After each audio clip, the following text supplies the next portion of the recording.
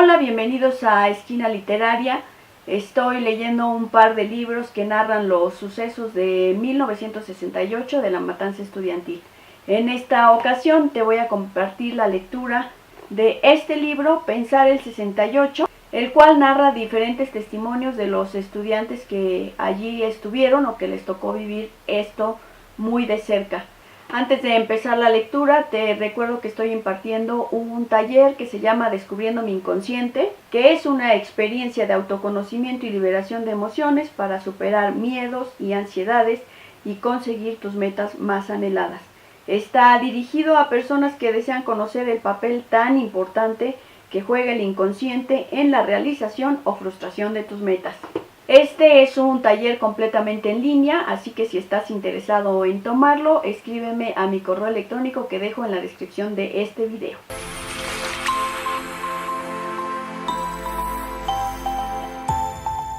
Pensar el 68 es una serie de opiniones y reflexiones que comparten quienes vivieron los sucesos de Tlatelolco a 20 años de los hechos.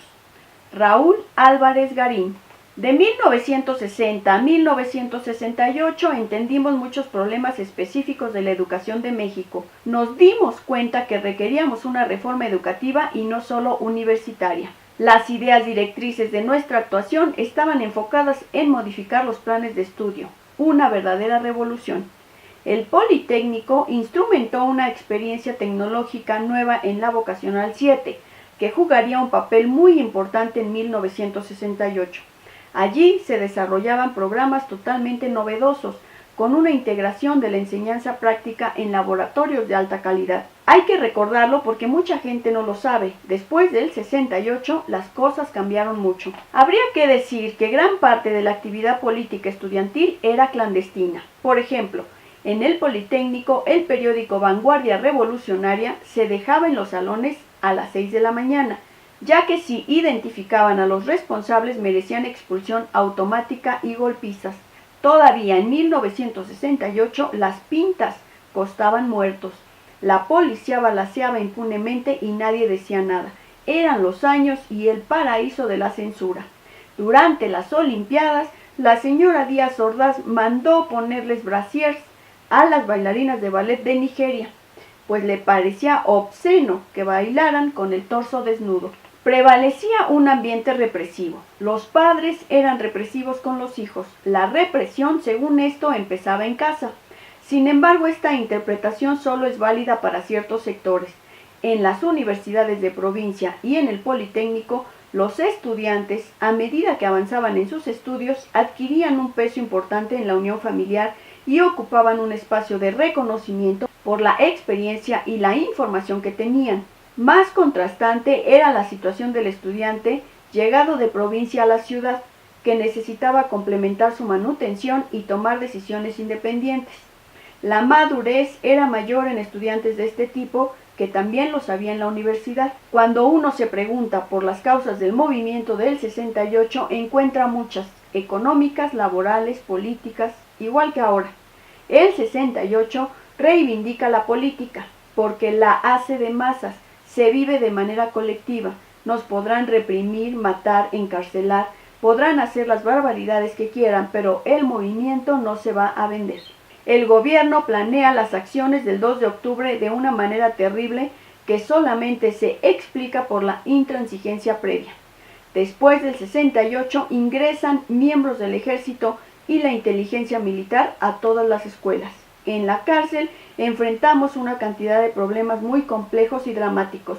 En una ocasión estábamos redactando un desplegado contra las detenciones y llegamos al problema de la fecha. Pues no me acuerdo cuál fecha.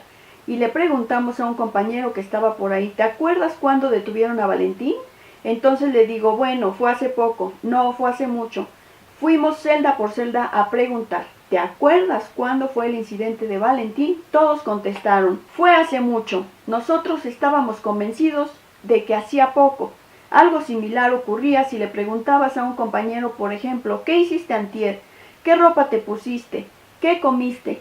En la calle te cuesta un poco de trabajo, pero lo reconstruyes fácilmente. En la cárcel no. Todos los días son exactamente iguales y tú no distingues lo que comiste un día de lo que comiste otro.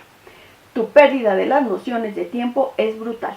Por todo eso desarrollábamos en la cárcel una actitud defensiva. Un médico, que quién sabe quién era, nos dio un consejo que me ha resultado sensacional, no solo en la cárcel, también después. Mira, cuando gente así como ustedes caen en la cárcel, se plantea un proyecto de trabajo como para ganar el premio Nobel. Ahora que tengo tiempo, voy a estudiar el Capital y hacer mi tesis doctoral y 1000 cosas. Por lo que conozco de la cárcel, esos proyectos fracasan.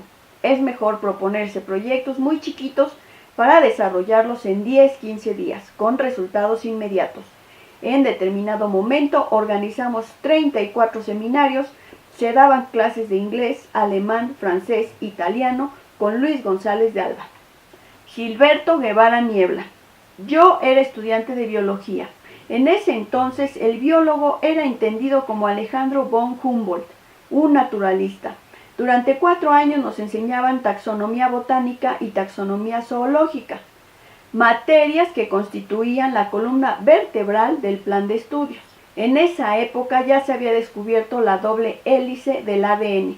La genética moderna estaba avanzadísima, lo mismo la biofísica, la bioquímica y la biología molecular. Ya existía el microscopio electrónico, pero no estudiábamos nada de eso. Desde el primer año, los estudiantes propusimos que se modernizara el plan de estudios para abordar los campos de frontera.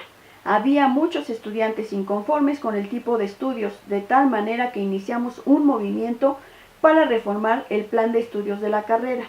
Efectuábamos mítines relámpago cuando salía la multitud, nos parábamos en las rejas y hablábamos sobre la situación política de México, la opresión, los pobres, la guerra de Vietnam o cualquier otro tema. El movimiento estudiantil hizo explosión a partir de la bronca posterior a un tochito, y no una cáscara, como se ha dicho, entre la vocacional y la preparatoria particular Isaac Ochotenera. Los granaderos entraron a la Boca 5 y entre otros golpearon a una profesora. Esto provocó que las masas del Politécnico protestaran y obligaran a la Federación Nacional de Estudiantes Técnicos, la FENET, una organización priista al servicio de las autoridades, a organizar una manifestación de protesta contra la policía el viernes 26 de junio. El movimiento estudiantil nació dividido. Venía de 2 tradiciones, la revolucionaria, que convocaba exclusivamente a los estudiantes de ideas marxistas, y la de los grupos de izquierda, que practicaban una política de masas democrática. El Consejo Nacional de Huelga se formó el 2 de agosto de 1968 en el Politécnico. Fue convocado sobre 3 principios muy claros. Primero, solo estarían representadas las escuelas en huelga, no en paro activo, y eso era muy importante en ese momento. Segundo, debían elegirse en asambleas 3 representantes por escuela. Tercero, no se admitía la representación de federaciones, confederaciones, partidos o ligas, solo escuelas. Apareció el primer manifiesto del Consejo Nacional de Huelga. De ahí vienen 6 demandas que nacieron del ambiente politécnico. Muchas escuelas de la UNAM nos tachaban de reformistas y las rechazaban todavía. La primera demanda, libertad a los presos políticos. La segunda, derogación del artículo 154 del Código Penal. En realidad eran el 144 bis y el 141. Estaba mal la formulación, pero el hecho es que el Politécnico había experimentado en carne propia el delito de disolución social de 1956. Tercero, desaparición del cuerpo de granaderos. Cuarto, destitución de los jefes de policía Cueto y Mendiola Cerecero. Quinto, deslinde de responsabilidad entre los funcionarios. Sexto, indemnización a las víctimas de la represión. Vamos a darle al gobierno un plazo de 72 horas para que se resuelvan los 6 puntos, y si no, convocaremos a una huelga nacional. Los estudiantes éramos portadores de una idea realista, no jugábamos al todo o nada, sino que buscábamos soluciones parciales, negociaciones, sondeos y la posibilidad del diálogo. Para realizar sus planes, el gobierno requería de un cuerpo de choque. El pretexto se lo proporcionaron los Juegos Olímpicos. Formaron un cuerpo, soldados sanguinarios, sargentos y oficiales. Formaron el Batallón Olimpia.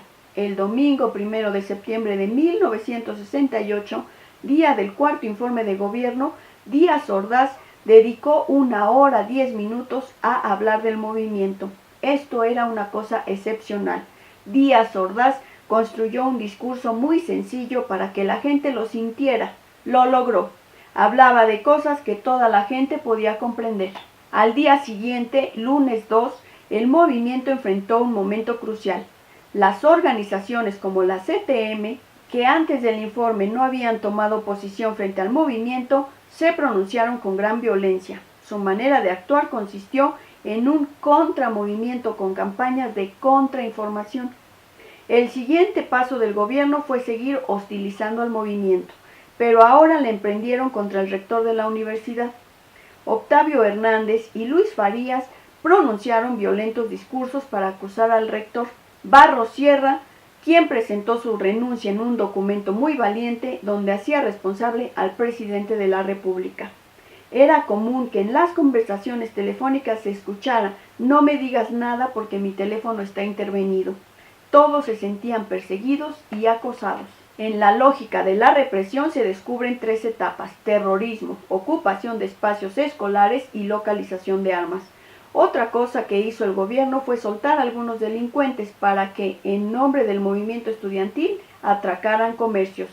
Eso nos lo contaron en la cárcel los mismos presos que habían sido enviados. El blanco principal de todo este plan represivo fue el Politécnico. Lanzar una ofensiva contra la universidad era mucho más grave porque la mitología y la sacralización de los recintos universitarios es apabullante, mientras que los estudiantes del Politécnico son más baratos políticamente. Al experimentar Tlatelolco en carne propia, los estudiantes adoptaron la idea de que el consenso y la legitimidad habían desaparecido. La única manera de enfrentar el poder era mediante la fuerza pura. De aquí se derivan las líneas políticas de los años posteriores que culminaron en la guerrilla terrorista. El proceso de descomposición del movimiento estudiantil llega en último grado con la guerrilla. Se concluye que los estudiantes han sido terroristas desde un principio. La verdad es que todos los que vivimos el 68, después de Tlatelolco, pensamos que se habían acabado los espacios democráticos en el país y que la revolución tendría que ser armada y violenta. Todos pensábamos así. Hemos cambiado de distintas maneras. Sin 68 no se explicaría el boom de la educación superior, la Universidad Autónoma Metropolitana, el Colegio de Bachilleres, los CCH, todas estas secuelas que podríamos llamar positivas. Visto así, el movimiento triunfó.